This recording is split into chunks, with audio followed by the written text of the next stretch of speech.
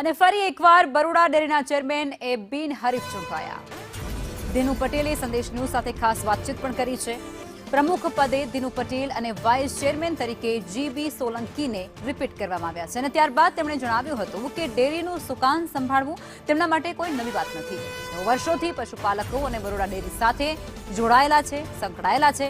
તેમની પાસે કામ કરવાનો અનુભવ પણ ખૂબ સારો છે અને આગામી સમયમાં પણ પશુપાલકોના હિતમાં તેઓ કામ કરતા રહેશે। પણ કહેતા આવ્યો છું કે પાર્ટી જેનું મેન્ડેટ આવશે એ અમે 13 ડિરેક્ટર અમે સાથે સેન્સ આપી હતી અને દરેક ડિરેક્ટરનું દિલ હચવાયું ત્યારે નીચેથી કંઈ ના હતો એમ કોઈ પણ ડિરેક્ટરનું નામ આવે તો પાર્ટીના નિયમ પ્રમાણે કામ કરે।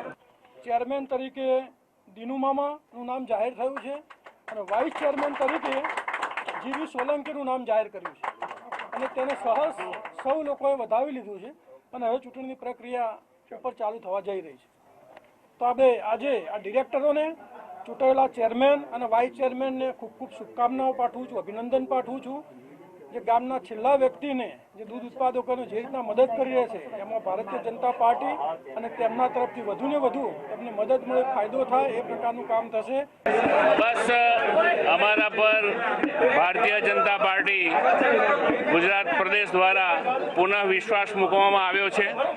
અમારામાં અમારા 13 ડિરેક્ટરોએ, તમામ પશુપાલકોએ, વડોદરા જિલ્લા અને છોટાઉદેપુર જિલ્લાના આગેવાનોએ જે વિશ્વાસ મૂક્યો છે અને મને અને દિનુ મામાને પુનઃ આ જવાબદારી સોંપી છે તે બદલ સૌનો આભાર માનું છું।